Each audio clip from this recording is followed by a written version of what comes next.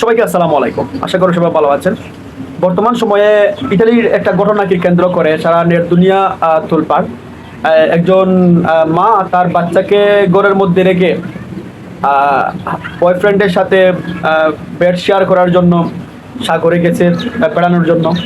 তো একটা বাচ্চাকে তার পরিবারের কারো কাছে না দিয়ে, হ্যাঁ, শুধুমাত্র একা রেখে একটি ঘরের মধ্যে রেখে চলে গেছে। তো এটা অবশ্য সবাই দেখেছেন, দেখতেছেন। বাচ্চাটা 10 দিন তার মলমূত্র খেয়েও শেষ রক্ষা তার হলো না। অবশেষে সে চিরবিদায় নিয়ে গেল এই দুনিয়া থেকে। তো অবশেষে অবশ্য তার দেশের ইতালির গভর্নমেন্ট তাকে শাস্তি দিয়েছে। এরকম ঘটনা পৃথিবীতে কম নয়, এটা অহরহ ঘটতেছে। এরকম মা নিজের স্বামী সন্তানকে ফেলে অন্যের বা বেড কাঁপানোর জন্য, অন্যের বেডকে গরম করার জন্য অনেক এরকম বর্তমান সময়ের মায়েরা এই কাজগুলা করতেছেন। দেখেন, যেটা আমাদের চোখের আড়ালে, চোখের সামনে, হয়তোবা মিডিয়ার বদৌলতে আমরা আজকে গভর্নমেন্টের কারণে হয়তোবা একটা ঘটনা দেখতে পাচ্ছি, কিন্তু এরকম হাজার হাজার লক্ষ লক্ষ ঘটনা আমাদের সামনে হচ্ছে, আমাদের অন্তরালে হচ্ছে। হয়তোবা আমরা এগুলা কোনো রকমের কোনো মূল্যায়ন করতেছি না।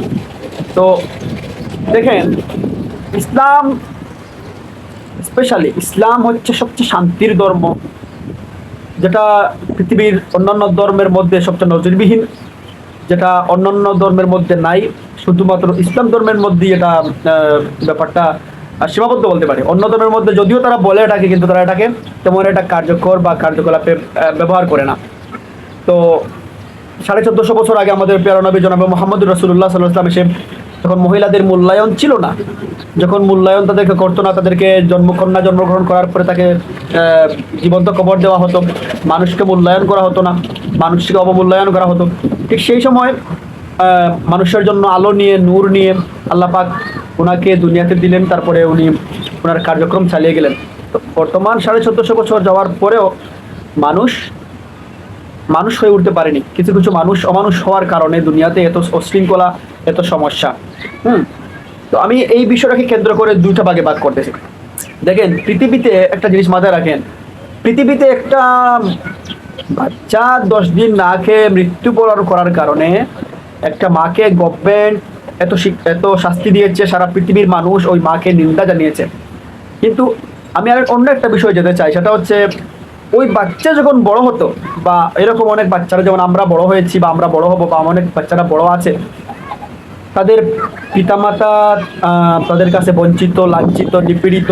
হ্যাঁ, তারা বৃদ্ধাশ্রমে বসবাস করে। বছরের পর বছর যাচ্ছে, যুগের পর যুগ যাচ্ছে, এ ব্যাপারে কোনো গভর্নমেন্টের কোনো উদ্যোগ নেই, কোনো কার্যকারিতা নেই। হ্যাঁ, যদি গভর্নমেন্ট চাইতো যে তোমার মাতা পিতাকে তুমি সর্বোচ্চ মূল্যায়ন করতে হবে, না হলে তোমার এরকম শাস্তি হবে, তাহলে আমার মনে হয় না পৃথিবীতে এরকম কোনো মা বাবা কোনো কষ্টের মধ্যে জীবনযাপন করতে হতো। একটা মা এবং বাবা খেয়ে না খেয়ে, পড়ে না পড়ে, তো আপনাকে আমাকে বড় করেছে, লালন পালন করেছে। হ্যাঁ, আপনার সুখে দুঃখে সব সময় আপনার সাথেই ছিল। কিন্তু আপনি যখন পরিপাটি হয়ে গেলেন, আপনার যখন দিন ফিরে আসলো, তখন আপনার মা বাবাকে, আপনার স্ত্রী যখন চলে আসলো গরো, আপনার স্ত্রী করে আসার পরে আপনার স্ত্রীর জন্য আপনি আপনার মা এবং বাবাকে আলাদা করে দিলেন। তো এগুলার এই হতাশা, এই অবমূল্যায়নের কারণ কি জানেন? এগুলার দুইটা কারণ। একটা হচ্ছে পশ্চিমা সংস্কৃতি, পশ্চিমা কৃষ্টি কালচারগুলো আমাদেরকে মুসলমানদের মধ্যে গ্রাস করে ফেলেছে। আরেকটা হচ্ছে আমাদের বন্ধুরাষ্ট্র ভারতের সিরিয়ালগুলা।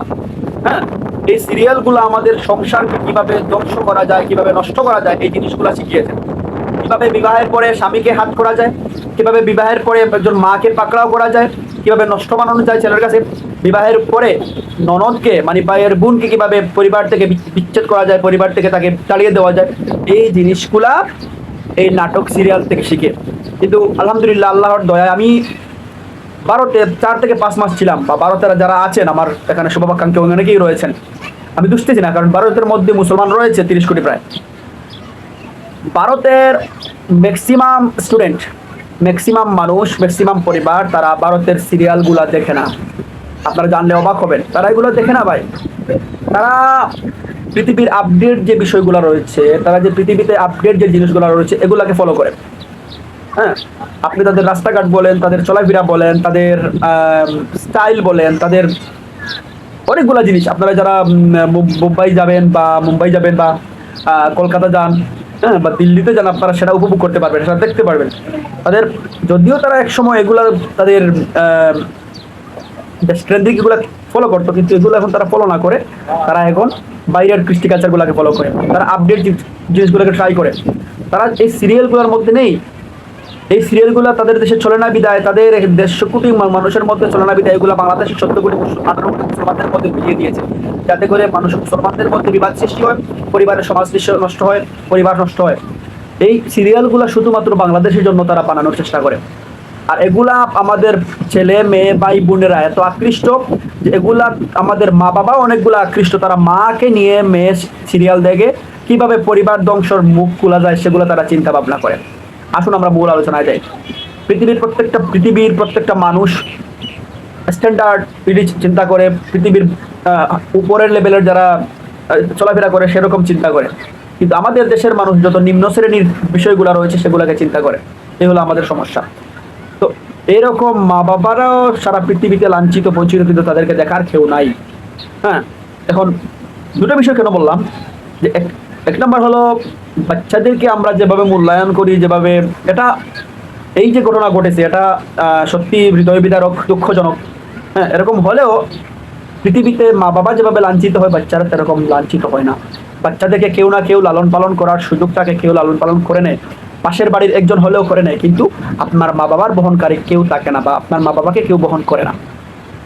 অনেক পরিবারে এরকম রয়েছে, পরিবারের কাজের বুয়ার কাছে মেয়ে ছেলে দিয়ে, অনেকে রয়েছে পরিবারের লোকজনের কাছে ছেলে মেয়ে দিয়ে, বয়ফ্রেন্ডের সাথে গার্লফ্রেন্ডের সাথে ঘোরানোর জন্য, বেড়ানোর জন্য, তারা বেড শেয়ার করার জন্য তাদের স্বামীকে ফেলে তারা অন্যান্য জায়গায় বেড়াতে স্বাচ্ছন্দ্য বোধ করে। আপনাদের দোয়ায়, আপনাদের বদৌলতে আমি কুরিয়ার একটা কোম্পানিতে দীর্ঘদিন চাকরি করি।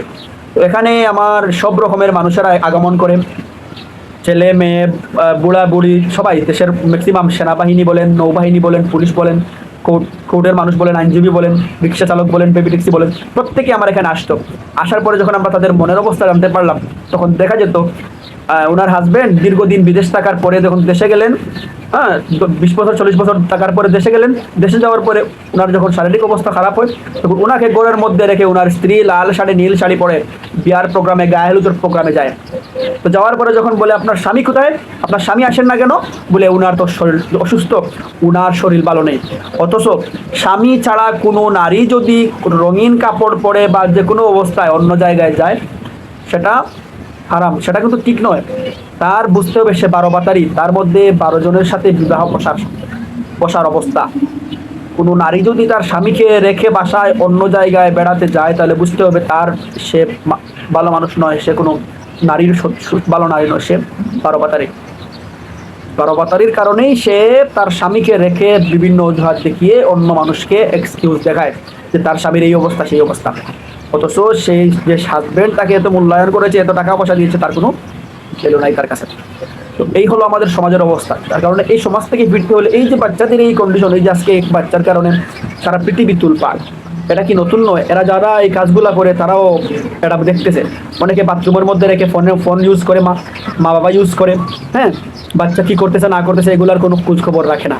তো আমি বছর খানেক আগে একটা চিত্রাঙ্কন দেখেছিলাম, প্রথম পৃষ্ঠায় তার বাচ্চা কান্না করতেছে বেডের মধ্যে পিছনে, মা ফোন ইউজ করতেছে, আর মা ফোন ইউজ করতেছে বাম হাত দিয়ে, ডান হাত দিয়ে ফিডার দিচ্ছে। বাচ্চা কান্না করতেছে কিন্তু ফিডার তার দুধ তার মুখে পড়তেছে না, তার শরীরে পড়তেছে। হ্যাঁ, কিছুক্ষণ পরে যখন ফিডার খালি হয়ে যায় তখন মা অবাক হয়ে দেখে যে দুধ তো বাচ্চার মুখে যায় না, দুধ তো বাইরে পড়ে গেছে। তো বাচ্চা যখন বড় হয়েছে, তখন বাচ্চা বড় হওয়ার পরে আপনার মা পানি পানি করতেছে বৃদ্ধ অবস্থায়।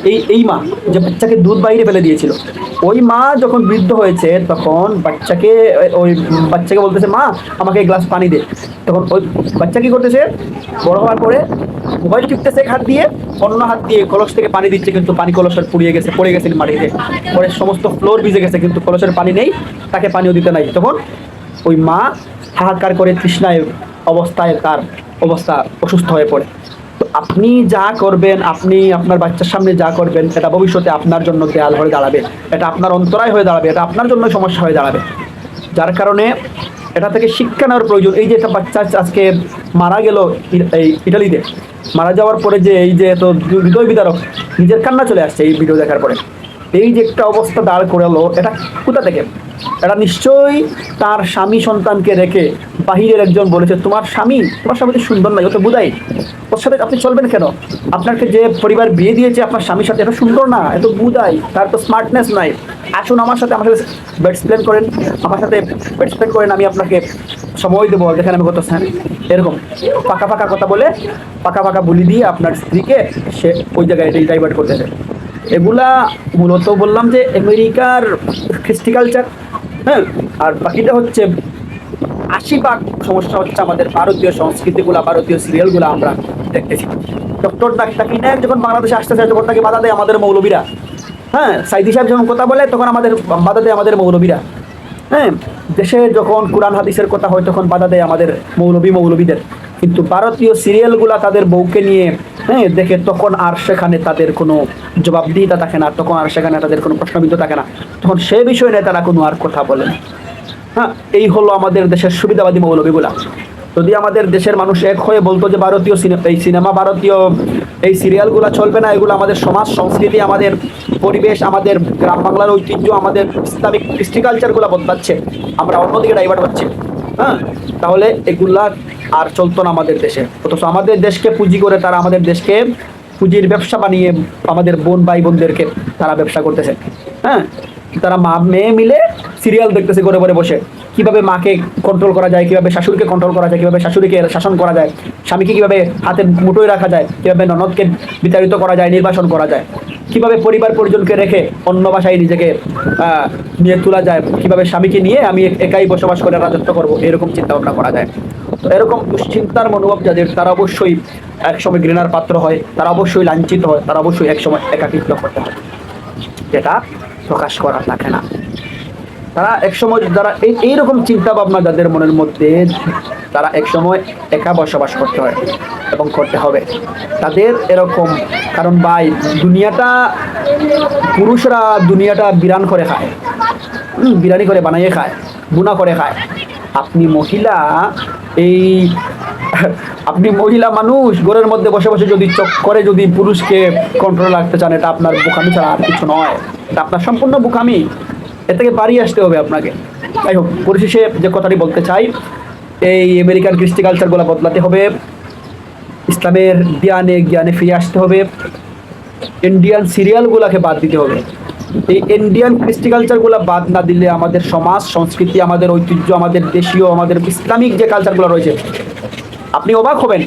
এখনকার বাচ্চাদেরকে দোয়া কুনুত বলতে পারে না, আমাদের কোনো সিস্টেম বলতে পারে না, তারা মসজিদে যায় না, কিন্ডার গার্ডেনে যায়, তারা মসজিদে, আমি একটা বাইকে আমার বলছিলাম মসজিদে, তারা বলে মসজিদে 2-4 জন, তারা বাকি কেউ মসজিদে যায় না, কোরআন জানে না, হাদিস জানতে যায় না, সে আবার কিভাবে এই দেশ এবং দুনিয়ার দিনদারি